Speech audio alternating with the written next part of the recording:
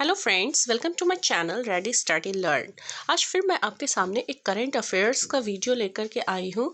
अगर आप किसी प्रतियोगी परीक्षा की तैयारी कर रहे हैं तो ये वीडियो आपके लिए ही है। छोटा सा वीडियो है, लास्ट तक देखिएगा क्योंकि इसमें हर एक पॉइंट बहुत ही इम्पॉर्टेंट है और आपकी मदद कर सकता है अच्छा स्कोर करने में।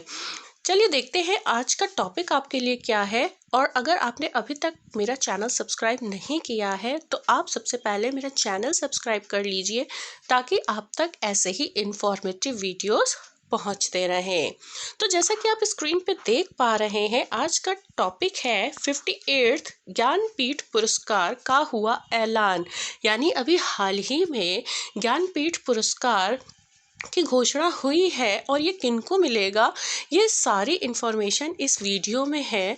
तो स्टार्टिंग में मैंने कुछ कंटेंट आपके लिए रखा है जो आपकी नॉलेज को इम्प्रूव करेगा। फिर उसके बाद मैंने इसमें कुछ क्वेश्चंस ले रखे हैं जो आपको हेल्प करेगा अच्छा स्कोर करने में। चलिए स्टार्ट करते हैं और देखते हैं क्या है कंटेंट आपके लिए।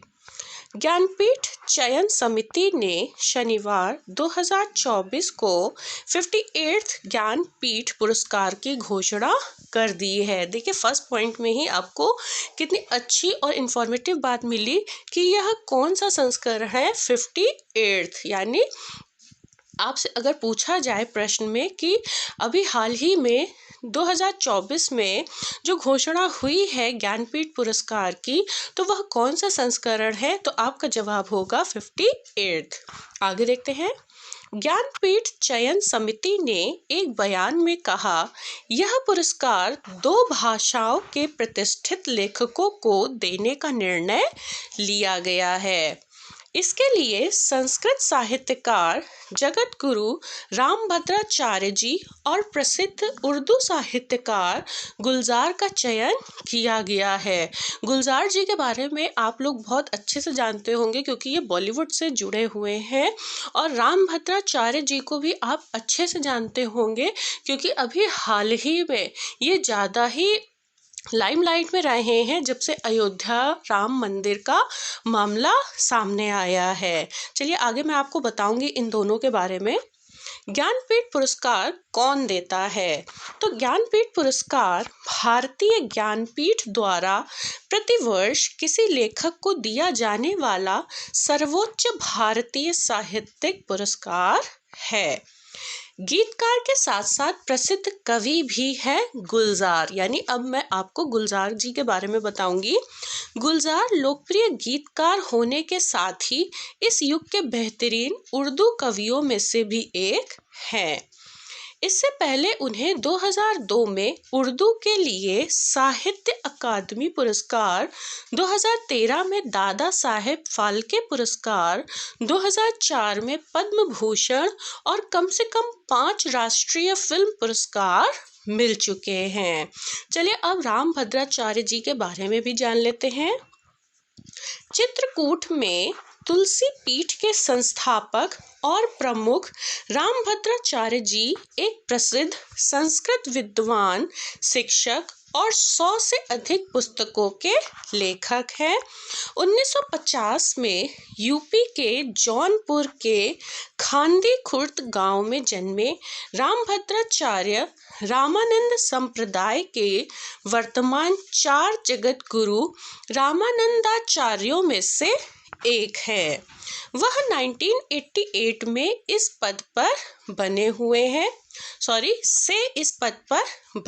हैं वे 22 भाषाएं बोलते हैं और संस्कृत, हिंदी, अवधी, मैथिली समेत कई भाषाओं के रचनाकार हैं। 2015 में भारत सरकार ने उन्हें पद्म विभूषण से सम्मानित किया था। कब किया था? 2015 में। आगे देखते हैं। अब कुछ ज्ञानपीठ पुरस्कार के बारे में जान लेते हैं कि क्या है ज्ञानपीठ पुरस्कार। ज्ञानपीठ पुरस्कार भारतीय साहित्य का अहम और सर्वोच्च पुरस्कार माना जाता है। इस अवार्ड की स्थापना 1961 में की गई थी। 1965 में पहली बार मलयालम कवि या आप कह सकते हैं मलयालई कवि जी शंकर कुरूप को यह पुरस्कार दिया गया था। ज्ञानपीठ पुरस्कार केवल भारत के नागरिक को ही दिया जाता है जो 8वीं अनुसूची में बताई गई 22 भाषाओं में से किसी भी भाषा में लिखित हो। इस प्रतिष्ठित पुरस्कार में 11 लाख रुपए का नगद पुरस्कार, वाग्देवी की एक मूर्ति और एक प्रशस्ति पत्र शामिल है। यानी 11 लाख रुपए दिए जाते हैं, वाग्देवी की एक मूर्ति और एक प्रशस्ति पत्र दिया जाता है। चलिए अब जान लेते हैं कि प्राप्तकर्ताओं का चयन कौन करता है या किसके द्वारा होता है। तो ज्ञानपीठ पुरस्कार विजेता प्रतिभा राय की अध्यक्षता वाली चयन समिति द्वारा किया गया था। यानी भी हाल ही में जो चयन हुआ है वो इनके द्वारा हुआ है। चलिए आगे बढ़ते हैं। किसे दिया जाता है ज्ञानपीठ पुरस्कार? तो ज्ञानपीठ पुरस्कार भारतीय साहित्य में प्रमुख साहित्यिक पुरस्कार है जिसे Nobel prize of Indian literature के रूप में भी जाना जाता है। यह पुरस्कार उन्हें दिया जाता है जिनका योगदान उनकी भाषा, साहित्यिक उपलब्धियों और साहित्यिक सोच के क्षेत्र में महत्वपूर्ण रहा होता है। चलिए प्रश्न शुरू करते हैं। ज्ञानपीठ पुरस्कार की शुरुआत कब की गई थी? तो इसकी शुरुआत की गई थी 1965 में। चलिए कुछ इंपॉर्टेंट पॉइंट देख लेते हैं।